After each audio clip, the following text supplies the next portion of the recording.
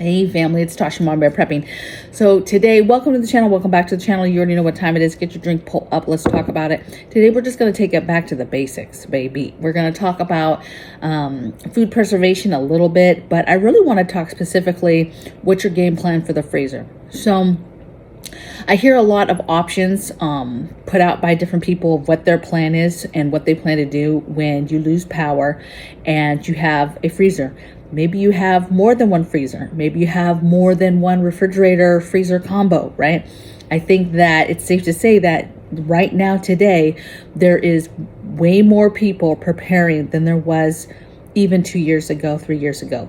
The blessing, I guess you could say, with the pandemic is that when events like that happen, it opens people's eyes up, and that's what it did. And you will find that a lot of folks that started thinking about preparing, thinking about stockpiling some stuff, you know, moms and dads across the country decided, wow, it's really important that we stockpile some stuff and that we have some backups and that we can't just be living paycheck to paycheck and barely having stuff and just saying, oh, we'll get it on the next payday, right? Gotta have a backup.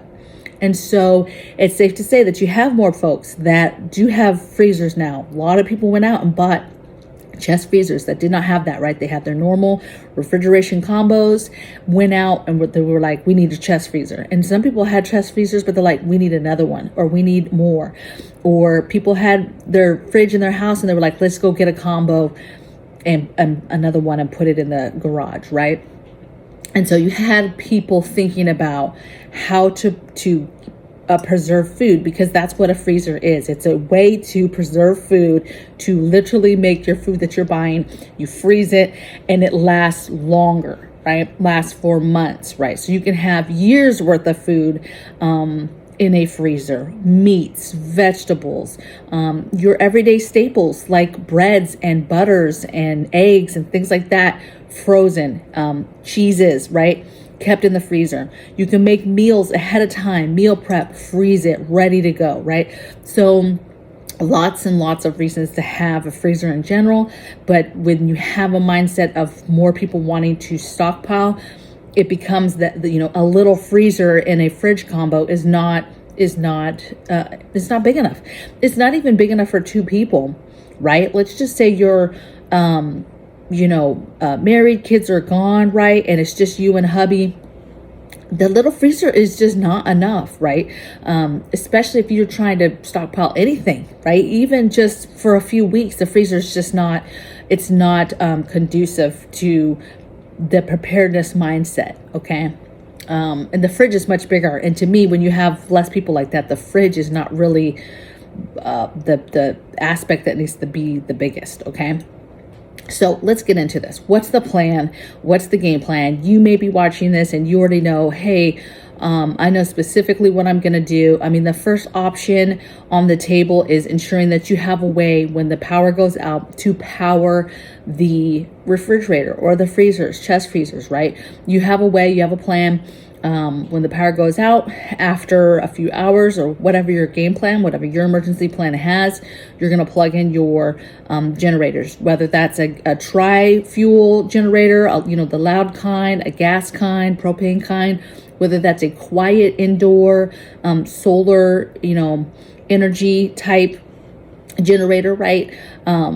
Whatever it is, that's your first option, is how can you continue to power that source, right?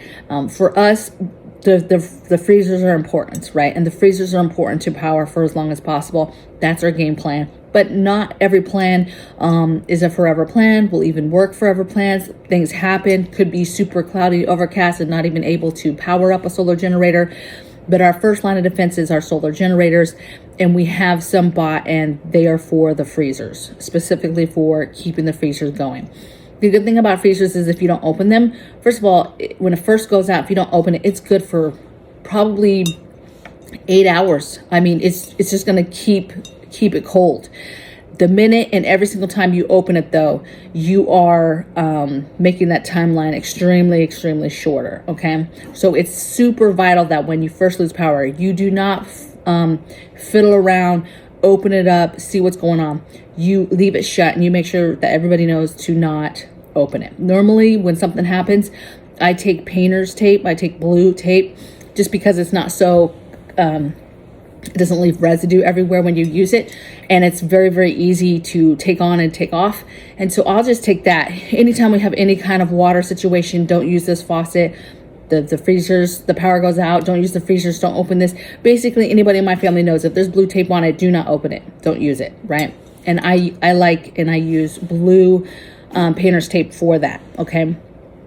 And so we just keep it closed. But finding even these smaller solar generators, there's a lot out there that will keep it running.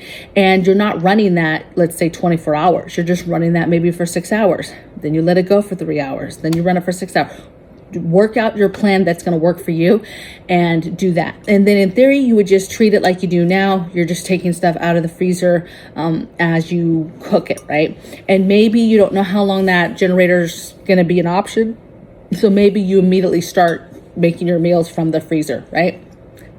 Now, a lot of you will say, well, you have a regular stand-up and you have the freezer. So for us, we have power to power one chest freezer and the fridge combo, okay? For you, you'll figure out what it is. I also say that, the freezer is more important than the fridge. The fridge, I really don't care. It's full of condiments that could be cold or, hot. Yes, it has perishables, but we would just eat those perishables, and I don't keep a ton of the perishables in there, right? Okay, so I lose some lunch meat, I lose some cheese, I lose some basic stuff. Butter's not going bad right away, right? There's a lot of the stuff in there that's just fine, right? We keep a lot of fruits in there. That's okay, right? We would wash up that stuff and just start eating the perishable stuff, right? You would just start making that stuff, making your food from that stuff right away. And then once that's empty from the stuff that can be ate, you throw away everything else. And then that's it. That combo thing is done. That's a done deal. We're not trying to power that anymore, okay? The freezers is what matter. Now, let's think long-term, or let's think right away. You don't have power. You don't have any kind of solar generator. You don't have any kind of regular generator. The power's out and boom, that's it. You only, like I said, have about 6 to 8 hours to figure out, what's the game plan? What are you going to start doing to protect this food? Now, one option that I hear people say a lot is they're going to can everything. I'm going to just start canning everything. And they're an avid canner. This might be you. You're an avid canner. You know what you're doing. You can all the time. You water bathe, you pressure can. You absolutely know what you're doing. However, have you planned to be able to do that outside? Right? You've got to have a setup outside or have the things bought right now to be able to do it outside. I know some fabulous canners that have actually practiced canning over an open fire. That's a serious business though, because you have to have a flat surface grill that can move up and down over the fire so that you can, when you hit pressure, you're able to raise it up. And then that's tricky because you've got to get it close enough to where you maintain pressure, but you have to bring it up high enough to where it maintains and doesn't continue to rise. So that's a tricky thing. And that's definitely something that I would say, if that's your plan, is to try to can on an open fire, try to watch and learn as much as you can now on what's the safest way to do that. In my opinion, the safest way is to just get yourself a 2 or 3 propane burner, the kind that is like waist level, right? It's like a table height, and it has 2 to 3 burners that are propane. They're large size, and then you can on that. A lot of folks use those, and that's how they pressure can on a regular basis. A lot of people do not pressure can in their home on their stove like I do, and like a lot of people do. A lot of people, they don't even mess with that. They do it outside because of just the safety concerns in general, and or they have a stove that's just not conducive for canning on, whether it's got a low vent, low cupboard in the way, maybe it's glass top, whatever the case, they've always done it outside already. If you have not done that, that's what you need to get, baby. You've got to get that burner. And don't just think, oh, well, whatever your alternate cooking source is, it will be conducive for canning, because it may not, right? The burner, you have a regular camp stove, that burner size surface might not be big enough to carry the weight of a pressure canner and wide enough to then heat it evenly to get the right pressure. And then when you turn it down, to get the right pressure to hold. Okay, so think about that. Think about the fuel that's needed for that. Think about the backup fuel for that. Think about How many canners do you have? How fast would you be able to even pressure can that food? You know, you're taking it out and trying to defrost it because you need to defrost it in order to pressure can it. And once you've taken it out and you know, started to defrost stuff, you need to think about what is in the freezer first and plan out what you plan to do. It might be, I'm just going to can everything, but you need to take a stock, an inventory of what you have in there exactly, so you can plan out exactly what you're going to can. Okay, I'm going to just can straight meat, or maybe some of this, I'm going to take some of the frozen vegetables and some of the meat, and I'm going to make some stews, some soups or stews, and put those in jars. Maybe you want to add beans to something, right? So it's a matter of what is the menu and what are you going to actually pressure can from the freezer. And some stuff you might have in the freezer that's able to just be defrosted and then water bathed, not necessarily pressure canned. So understanding obviously the difference between water bathing, pressure canning, knowing how you're going to transfer that to the outside if you have no power, and making sure that you have all those things to be able to transfer it outside and easily do that, right? Do you have a good workspace outside, or is there some sort of table, folding table, whatever that you're going to take out to be able to work on and put those hot jars on when they get done, and all of those things, right? And think about this, because you know, people are like, well, I'll just go outside. Well, how is the weather outside? You know, I've never pressure canned in a snowy area. Temperatures are below freezing. You're then, think about this, you're pressure canning. You have these hot jars when they come out, and now you're trying to set them on a surface that's outside in freezing weather. And what does that temperature difference do to your jars? What does that do to your setup, your area that you're working on? Okay. And maybe you're taking them straight from there, you're putting them on a cookie sheet, and you're bringing them inside, which is what I would recommend, and you're setting them on the table. But you see what I'm saying? You have to think this stuff through so that you can plan for and get the things that you need. Okay. What's another option that people say that they'll do? You know, a lot of people are like, well, we'll just start eating from the freezer, we'll just start cooking. But just know, unless you're cooking everything all at once, you are running the risk of every time you're opening that, you're letting warm air in and you're letting the cold frozen air out. Okay. And so stuff inside is not at its optimal temperature. And so you're possibly losing food as you're, you know, waiting to eat it. Also, say you cook everything, depending on how much you have in your freezer, that's how many meals. And then where are you putting that food to ensure that it doesn't go bad, right? You know, if you don't have power to, say, the fridge anymore, like, where are you keeping this food to ensure that it stays okay? Now, a lot of people, this is not my thing, but a lot of people, they make stews, they make food, they cook it all the way through, it's done. And let's just say they'll leave it out overnight, or they'll leave it on, you know, some stuff people will cook and leave it for a few days right there on the stovetop.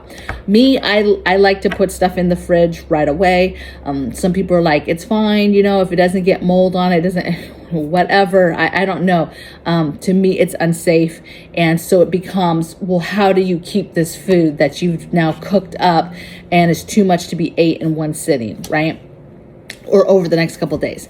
Another option is drying out stuff, right? Maybe you have a small generator, but you're going to hook the dehydrator up and you're going to dehydrate all the vegetables. Maybe you're going to start dehydrating meat and making jerky. Maybe you're going to have a smoker and you're just going to start slicing your meat, and you're just going to do a basic marinade, and you start drying all the meat pieces, right? Now, and you can do this again, but you have to practice. Maybe you have a smoker, but do you have the proper things you need to be able to, the trays, to be able to set up meat in that way and actually make jerky in it, right? Do you know how to set up a smoker from nature, right?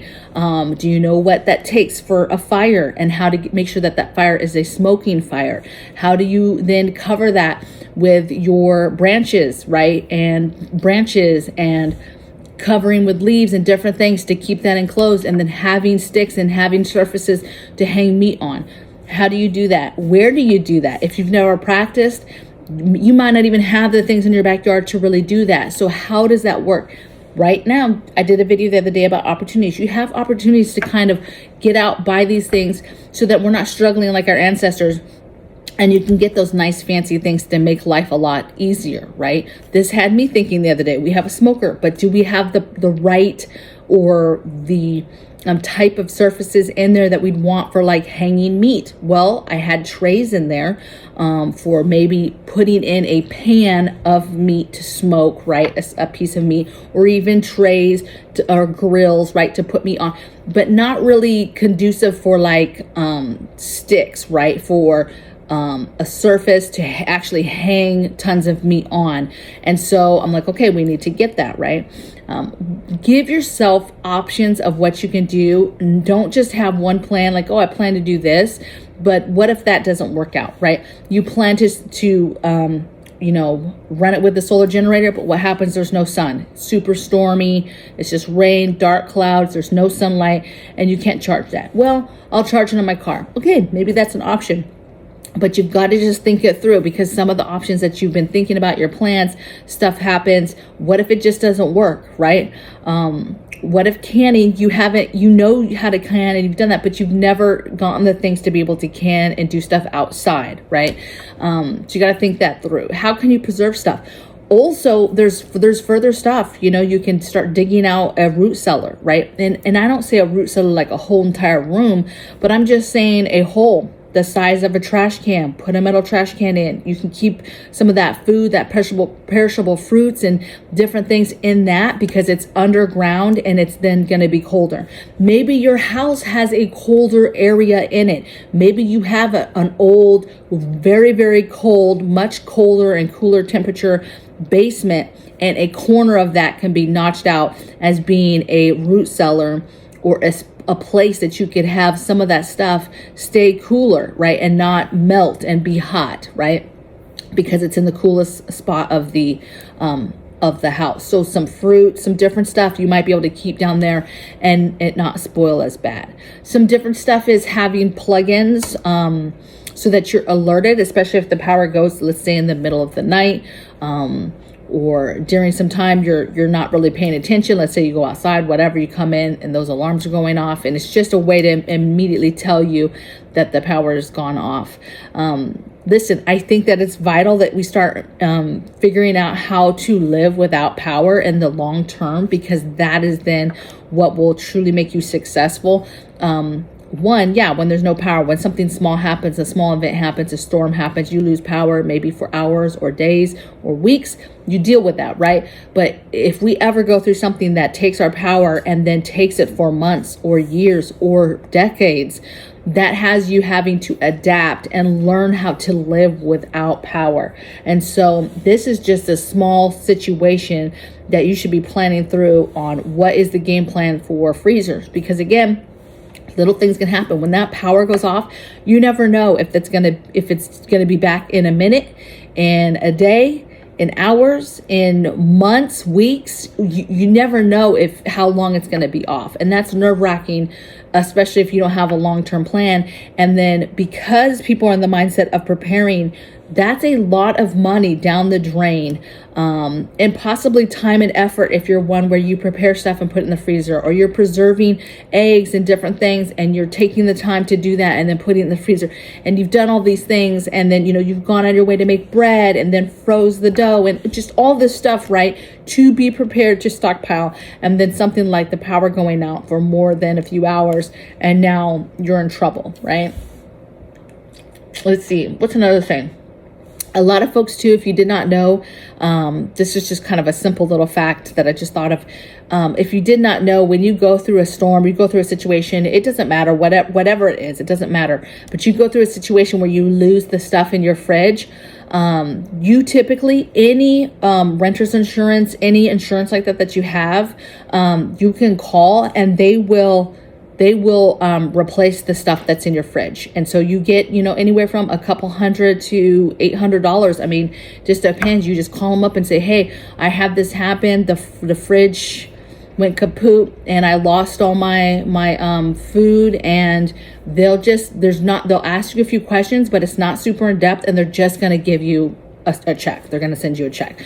So if you go through a situation where you end up losing power, maybe you're at work, you lose power and you lose everything in your fridge, you weren't able to, you know, revive it, whatever, just give your insurance a call, because you'll be very, very surprised. Without many questions at all, they're going to replace it. They're going to give you a check. Okay, so make sure that you're calling that and taking advantage of that. So I hope you guys are well. I hope you had a great weekend.